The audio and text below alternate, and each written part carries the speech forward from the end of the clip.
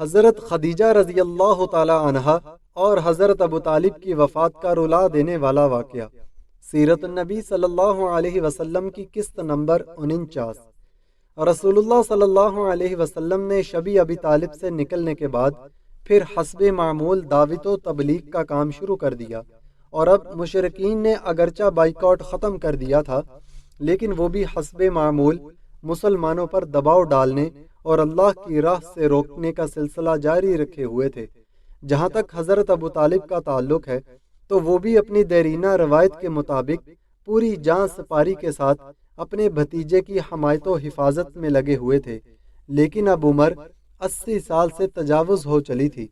کئی سال سے پے در پے سنگین آلام و حوادث نے، خصوصاً محصوری نے، انہیں توڑ کر رکھ دیا تھا۔ ان کے قوی مزحمل ہو گئے تھے اور کمر ٹوٹ چکی تھی۔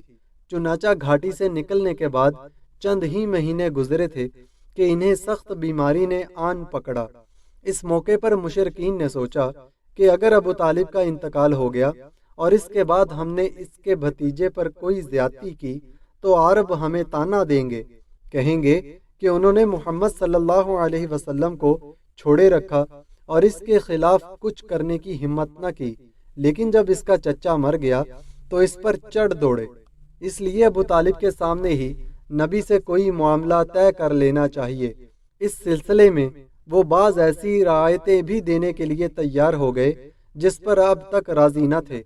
چنانچہ ان کا ایک وفد حضرت ابو طالب کی خدمت میں حاضر ہوا، اور یہ ان کا آخری وفد تھا۔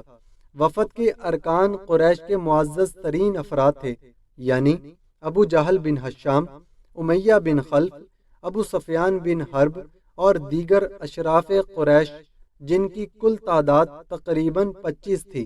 حضرت ابو طالب نے آپ صلی اللہ علیہ وسلم کو بلوایا۔ آپ تشریف لائے تو کہا، بھتیجے، یہ تمہاری قوم کے معزز لوگ ہیں، تمہارے ہی لیے جمع ہوئے ہیں، یہ چاہتے ہیں کہ تمہیں کچھ عہد و پیمان دے دیں اور تم بھی انہیں کچھ عہد و پیمان دے دو۔ اس کے بعد حضرت ابو طالب نے ان کی یہ پیشکش ذکر کی کہ کوئی بھی فریق دوسرے سے تعارض نہ کرے۔ آپ صلی اللہ علیہ وسلم نے فرمایا، چچا جان، آپ کیوں نہ انہیں ایک ایسی بات کی طرف بلائیں جو ان کے حق میں بہتر ہے۔ انہوں نے کہا، تم انہیں کس بات کی طرف بلانا چاہتے ہو؟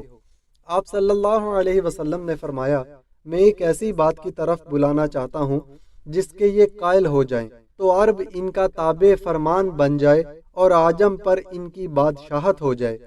جب یہ بات آپ نے کہی تو وہ لوگ کسی قدر توقف میں پڑ گئے اور سٹ پٹا سے گئے۔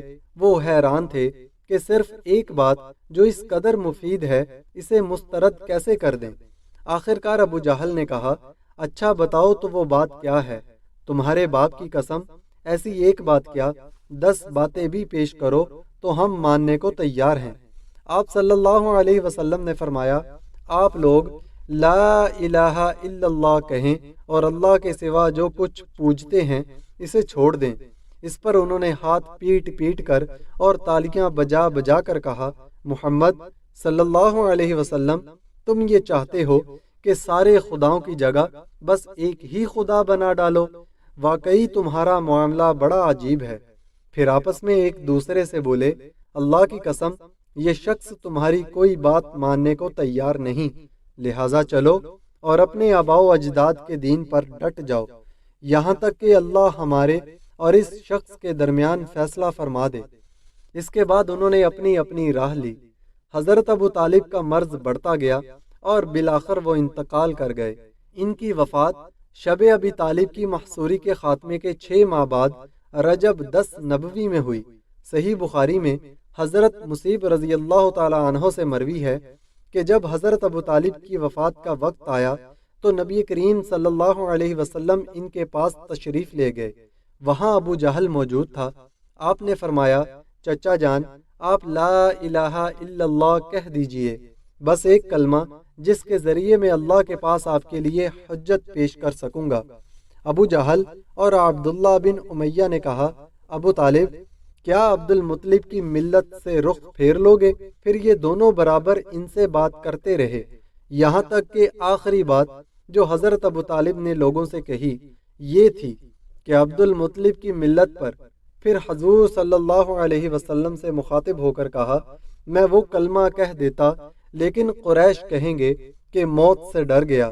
نبی کریم صلی اللہ علیہ وسلم نے فرمایا، میں جب تک آپ سے روک نہ دیا جاؤں آپ کے لیے دعائے مغفرت کرتا رہوں گا۔ اسی پر یہ آیت نازل ہوئی، نبی اور اہل ایمان کے لیے درست نہیں کہ مشرکین کے لیے دعائے مغفرت کریں، اگرچہ وہ قرابت دار ہی کیوں نہ ہوں، جبکہ ان پر واضح ہو چکا ہے کہ وہ لوگ جہنمی ہیں۔ اور یہ آیت بھی نازل ہوئی، آپ جسے پسند کریں ہدایت نہیں دے سکتے۔ یہاں یہ بتانے کی ضرورت نہیں کہ حضرت ابو طالب نے نبی کریم صلی اللہ علیہ وسلم کی کس قدر حمایت و حفاظت کی تھی۔ وہ در حقیقت مکے کے بڑوں اور احمقوں کے حملوں سے اسلامی دعوت کے بچاؤ کے لیے ایک قلعہ تھے، لیکن وہ بذات خود اپنے بزرگ آباء و اجداد کی ملت پر قائم رہے، اس لیے مکمل کامیابی نہ پا سکے۔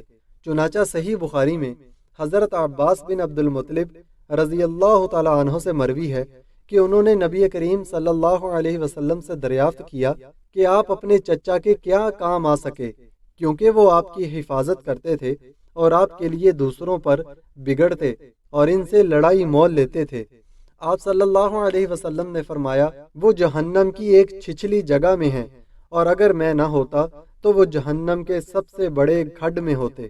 ابو سعید خدری رضی اللہ تعالی عنہ کا بیان ہے کہ ایک بار نبی کریم صلی اللہ علیہ وسلم کے پاس آپ کے چچا کا تذکرہ ہوا تو آپ نے فرمایا، ممکن ہے قیامت کے دن انہیں میری شفاعت فائدہ پہنچا دے اور انہیں جہنم کی ایک اوتھلی جگہ میں رکھ دیا جائے جو صرف ان کے دونوں ٹخنوں تک پہنچ سکے۔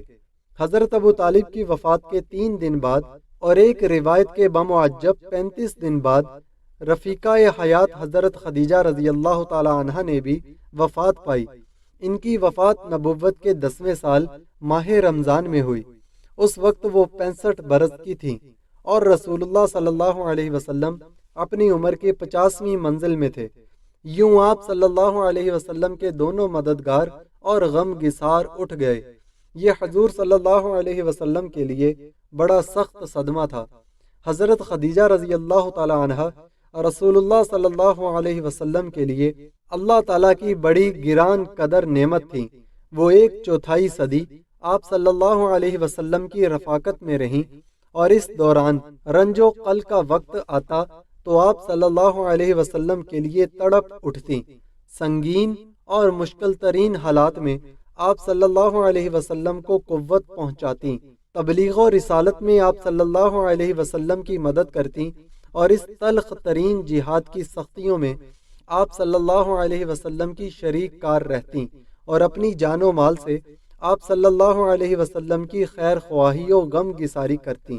حضرت خدیجہ رضی اللہ تعالی عنہ کی یاد کبھی حضور صلی اللہ علیہ وسلم کے دل سے محو نہ ہوئی، اکثر یاد فرمایا کرتے۔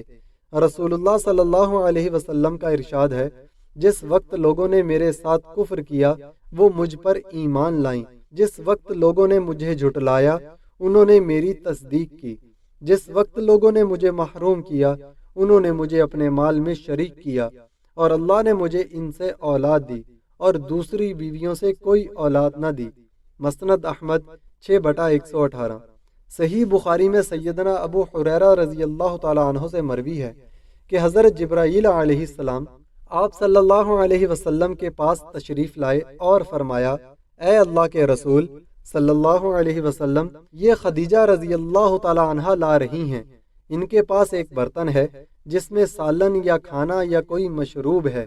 جب وہ آپ کے پاس آ پہنچے تو آپ انہیں ان کے رب کی طرف سے سلام کہیں اور جنت میں موتی کے ایک محل کی بشارت دیں جس میں نہ شور و شغب ہوگا نہ درماندگی و نکان۔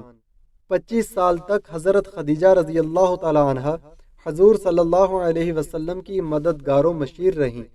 حضور صلی اللہ علیہ وسلم کی تمام اولاد بجز حضرت ابراہیم رضی اللہ تعالی عنہ جو حضرت ماریہ قبطیہ رضی اللہ تعالی عنہ کے بطن سے پیدا ہوئے تھے، ان ہی سے ہوئی۔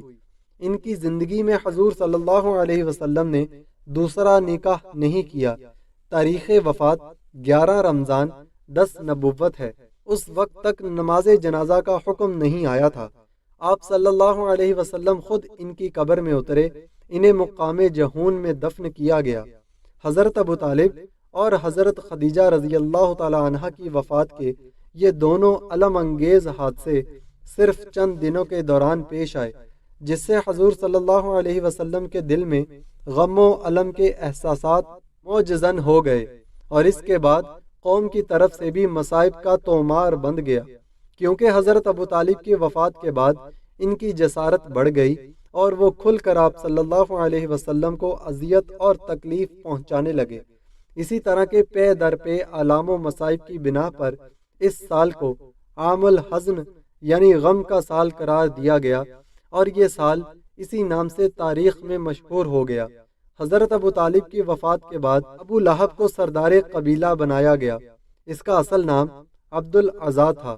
ناظرین گرامی، اگر آپ کو سیرت النبی صلی اللہ علیہ وسلم کا سلسلہ اچھا لگا تو ویڈیو کو لائک کریں، چینل کو سبسکرائب کریں، تاکہ ہم اس سلسلے کو مزید اسی طرح جاری رکھ سکیں، اور سیرت النبی صلی اللہ علیہ وسلم کی تمام اقساط کو ایک کلک پر دیکھنے کے لیے اوپر دی گئی پلے لسٹ کو کلک کریں۔